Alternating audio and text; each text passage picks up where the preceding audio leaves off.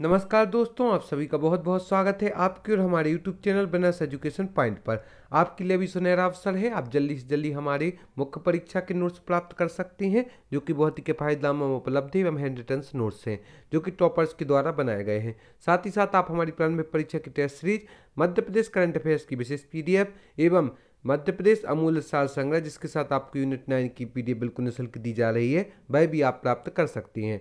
और यदि अभी तक आपने हमारे चैनल को सब्सक्राइब नहीं किया है तो सर्वप्रथम आप हमारे चैनल को सब्सक्राइब करें। साथ ही साथ आप हमें फेसबुक पर, यूट्यूब पर, इंस्टाग्राम पर, टेलीग्राम पर भी फॉलो कर सकती हैं। आज का जो हमारा वीडियो है उसमें हमने मुख्य परीक्षा को ध्यान में रखकर बनाया है, जिसमें हमने एथिक्स सोशल सब्जेक्ट को लिया है और भारत में श्रमिक वर्गों से संबंधित संपूर्ण मुद्दे का इसमें वर्णन आपको मिलेगा। तो चलिए चलते हैं आज के हमारे वीडियो पर। भारत में श्रमिक वर्गों से संबंधित मुद्दे। भारत में श्रम बल जनसंख्या लगभग 460 मिलियन है, जिसमें लगभग 430 मिलियन कामगार असंगठित क्षेत्र की विषम परिस्थितियों से संबंधित हैं। एक बार पुनः देखते हैं। भारत में श्रम बल जनसंख्या लगभग 460 मिलियन है, जिसमें लगभग 430 मिलियन कामगार असंगठित क्षेत्र की विषम परिस्थितियों से संबंधित हैं। भारत की GDP का लगभग 65% असंगठित क्षेत्र के कामगारों से प्राप्त होता है। यह भी एक इम्पोर्टेंट टॉपिक है कि भारत की GDP का लगभग 65% असंगठित क्षेत्र के कामगारों से प्राप्त होता है। अतः इस प्रकार श्रमिकों की प्रमुख समस्याएं निम्न हैं। पहला तो है बाजार का कम ज्ञान। श्रमिकों के पास बाजार का कम ज्ञान होता है। दूसरा, शिक्षण प्रशिक्षण तक कम पहुंच। तीसरा, सामाजिक सुरक्षा मानकों का अभाव। चौथा, रोजगार सुनिश्चितता व सुरक्षा क्षेत्र की कमी। पांचवा, खराब कार्य दशाएं।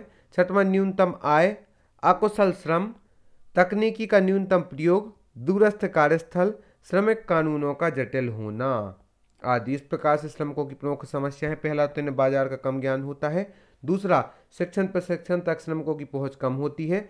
तीसरा, इन्हें सामाजिक सुरक्षा एवं मानकों का भी अभाव होता है।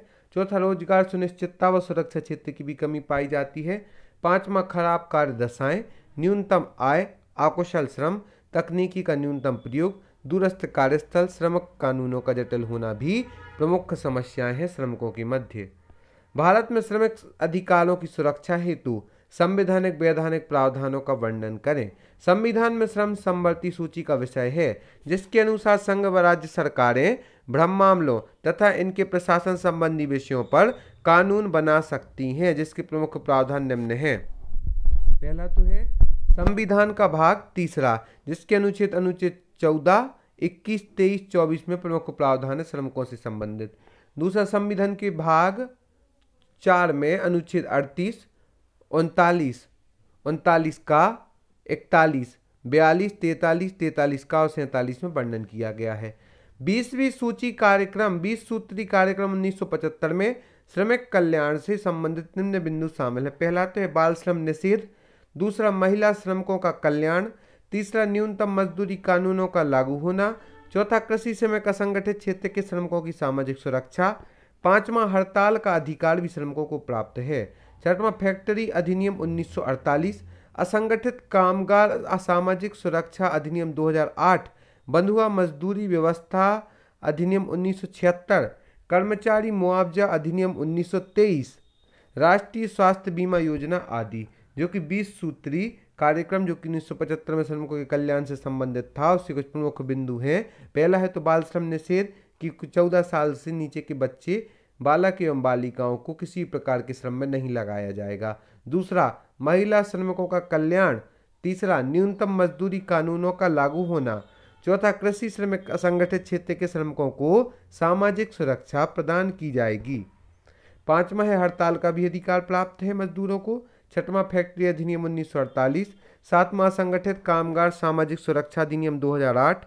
नौवां है बंधुआ मजदूरी व्यवस्था अधिनियम 1976। 10वां है कर्मचारी मुआवजा अधिनियम 1923 और साथ ही 11वां है राष्ट्रीय स्वास्थ्य बीमा योजना भी लागू की गई है। अब हम कुछ 3 मार्कर प्रश्नों को देखते हैं। अनुबंध श्रमिक।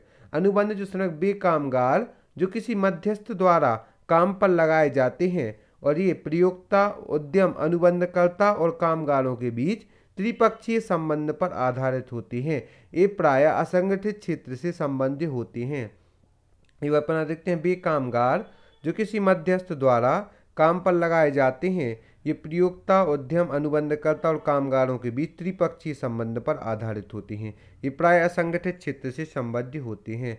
प्रवासी श्रमिक 3 नव उदारवादी नीति के परिणाम स्वरूप ग्रामीण से शहरी क्षेत्रों, शहरी से शहरी क्षेत्रों आदि में प्रवास की स्थिति बनती है। निम्न जातियों, देश, समुदाय और आर्थिक रूप से पिछड़े क्षेत्र के भूमिहीन निर्धन व्यापक तौर पर प्रवासी श्रमिक के रूप में कार्य करते हैं। और पुनः देखते हैं, नव उदारवादी नीति के परिणाम स्वरूप ग्रामीण से शहरी क्षेत्रों, शहरी से शहरी क्षेत्रों आदि में प्रवास की स्थिति बनती है। निम्न जातियों, देश, समुदाय और आर्थिक रूप से पिछड़े क्षेत्र के भूमिहीन निर्धन व्यापक तौर पर प्रवासी श्रमिक के रूप में कार्य करते हैं।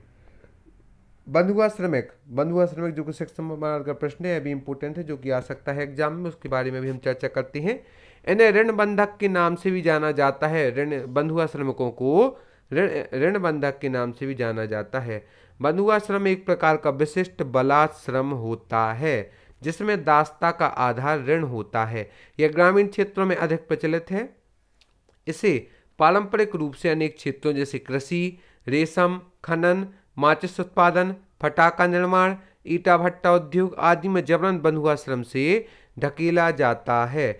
भारतीय संविधान का अनुच्छेद 23 बेगार व बाल श्रम पर प्रतिबंध लगाना है। इन्हें ऋण बंधक के नाम से भी जाना जाता है। बंधुआ श्रमिकों को बंधुआ श्रम एक प्रकार का विशिष्ट बलाश्रम होता है जिसमें दासता का आधार ऋण होता है। यह ग्रामीण क्षेत्रों में अधिक प्रचलित है। इसे पारंपरिक रूप से अनेक क्षेत्रों जैसे कृषि, रेशम, खनन, माचिस उत्पादन, फटाका निर्माण, ईंटा भट्टा उद्योग में जबरन बंधुआ श्रम में ढकेला जाता है। भारतीय संविधान का अनुच्छेद 23 बेगार व बाल श्रम पर प्रतिबंध लगाता है। तो आज की इस वीडियो में हमने सर्वप्रथम तो बंधुआ श्रमिक, प्रवासी श्रमिक, अनुबंध श्रमिक के बारे में जाना, साथ ही साथ भारत में श्रमिक अधिकारों की सुरक्षा हेतु संवैधानिक वैधानिक प्रावधानों के बारे में भी जाना कि संविधान में श्रम समवर्ती सूची का विषय जिसके अनुसार संघ व राज्य सरकारें श्रम मामलों तथा इनके प्रशासन संबंधी विषयों पर कानून बना सकती हैं, जिसके प्रमुख प्रावधान है संविधान का भाग 3 के अंतर्गत अनुच्छेद 14, 21, 23 एवं 24, संविधान के भाग 4 के अनुच्छेद 38, 39, 39 का, 41, 42, 43, 43 का और 47। 20 सूत्री कार्यक्रम के बारे में भी जाना जिसमें 1975 में श्रमिक कल्याण से संबंधित निम्न बिंदु शामिल हैं। साथ ही साथ हमने भारत में श्रमिक वर्गों से संबंधित मुद्दों के बारे में भी जाना जिसमें हमने श्रमिकों की प्रमुख समस्याएं बाजार का कम ज्ञान, शिक्षण प्रशिक्षण तक कम पहुंच, सामाजिक सुरक्षा मानकों का अभाव, रोजगार सुनिश्चितता व सुरक्षा क्षेत्र तंत्र की कमी, खराब कार्य दशाएं, न्यूनतम आय, अकुशल श्रम, तकनीकी का न्यूनतम प्रयोग, दूरस्थ कार्यस्थल, श्रमिक कानूनों का जटिल होना आदि के बारे में जाना। तो इस प्रकार से यदि अभी तक आपने हमारे चैनल को सब्सक्राइब नहीं किया तो सर्वप्रथम आप हमारे चैनल को सब्सक्राइब करें। साथ ही साथ आप डिस्क्रिप्शन बॉक्स में जाकर इंस्टामोजो के लिंक से आप हमारी मुख्य परीक्षा के नोट्स, प्रारंभिक परीक्षा की test series, Madhya Pradesh current affairs की विशेष PDF, यूनिट 10 आदि की विशेष PDF भी प्राप्त कर सकती हैं। आपकी सुनहरा अवसर है। साथ ही साथ हम कुछ और महत्वपूर्ण प्रश्नों के बारे में भी जानेंगे। तो आज का हमारा अंतिम प्रश्न है फैक्ट्री अधिनियम 1948 संशोधन विधेयक 2014। फैक्ट्री अधिनियम जो कि 1948 में आया था जिसमें संशोधन विधेयक होकर 2014 में इसमें संशोधन किया गया है। इस अधिनियम का उद्देश्य कारखानों में काम करने वाले कामगारों की सुरक्षा और स्वास्थ्य में सुधार सुनिश्चित करना है। इस संशोधन में विविध खतरों वाले कामगारों के लिए और सीमित जगहों में प्रवेश संबंधी व्यक्तिगत सुरक्षा उपकरण का प्रावधान करेगा। इसकी मुख्य विशेषताएं हैं सवेतन वार्षिक अवकाश पात्रता को 240 दिन से घटाकर 90 दिन कर दिया गया है। धारा 6 कारखाने के विस्तार के लिए स्वप्रमाणन का प्रावधान किया गया है। सुरक्षा के पर्याप्त उपाय व परिवहन का प्रावधान भी किया गया है। मौजूदा परिभाषाओं में खतरनाक तत्व और विकलांगता शब्द जोड़े गए हैं। चलती मशीनों, कार्टन और नरों के निकट गर्भवती महिलाओं और विकलांगजनों को रोजगार का निषेध किया गया है। धुलाई व्यवस्था भी की गई है। बैठने की सुविधा भी प्रदान की गई है। कैंटीन की व्यवस्था भी की गई है। कपड़े भंडारण व सुखाने की व्यवस्था भी की गई है। प्राथमिक चिकित्सा उपकरण की भी रखा गए है। डे केयर सेंटर भी बनाए गए हैं। आश्रय, आराम कमरे व दोपहर के भोजन के कमरे की व्यवस्था आदि भी की गई है।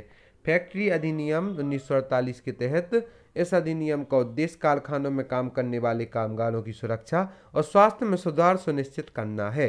इस संशोधन में विविध खतरों वाले कामगारों के लिए और सीमित जगहों में प्रवेश संबंधी व्यक्तिगत सुरक्षा उपकरण का प्रावधान करेगा। प्रमुख विशेषता है सवेतन वार्षिक अवकाश पात्रता को 240 दिन से घटाकर 90 दिन किया गया है। धारा 6 कारखानों के विस्तार के लिए स्वप्रमाणन का प्रावधान भी किया गया है। सुरक्षा के पर्याप्त उपाय व परिवहन का प्रावधान भी किया गया है। मौजूदा परिभाषा में खतरनाक तत्व और विकलांगता शब्द जोड़े गए हैं। चलती मशीनों और कॉटन ओपनरों के निकट गर्भवती महिलाओं और विकलांगजनों को रोजगार का निषेध किया गया है। धुलाई व्यवस्था भी लागू की गई है। बैठने की सुविधा भी प्रदान की गई है। कपड़े भंडारण व सुखाने की व्यवस्था भी की गई है। कैंटीन की व्यवस्था भी है। प्राथमिक चिकित्सा उपकरण भी प्रदान किए जाएंगे। डे केयर सेंटर भी है। आश्रय, आराम कमरे व दोपहर के भोजन व कमरे की व्यवस्था आदि भी की गई है। से प्रमुख सुविधाएं प्रदान की जाएंगी फैक्ट्री अधिनियम 1948 संशोधन विधेयक 2014 के तहत। तो आज के इस वीडियो में हमने बहुत ही महत्वपूर्ण प्रश्नों को देखा। यदि अभी तक आपने हमारे चैनल को सब्सक्राइब नहीं किया तो सर्वप्रथम आप हमारे चैनल को सब्सक्राइब करें। साथ ही साथ आप हम फेसबुक पर, यूट्यूब पर, इंस्टाग्राम पर, टेलीग्राम पर भी फॉलो कर सकते हैं। टेलीग्राम पर ज्वाइन करके आप हमारी क्विज ये महत्वपूर्ण प्रश्न हमसे प्राप्त कर सकते हैं। आप सभी को बहुत बहुत धन्यवाद।